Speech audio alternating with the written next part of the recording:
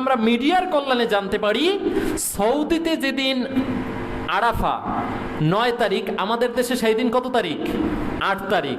এখন প্রশ্ন হচ্ছে, সৌদির সাথে মিল রেখে রাখবো নাকি আমার দেশের সাথে মিল রেখে রাখবো? হাযা ইখতিলাফান কাসীরান কাসীরা। এটি মিডিয়ার কল্যাণে এখন আমরা খুব দ্রুত জানতে পারি, দেখতে পারি, ঠিক কি না? এইখানে সমাধানপূর্ণ উত্তর হচ্ছে 8 তারিখ এবং 9 তারিখ, 2 দিনই আমরা রোজা রাখবো, তাহলে দুইটাই সম্পন্ন হয়ে যাবে। কথা বুঝতে পেরেছেন?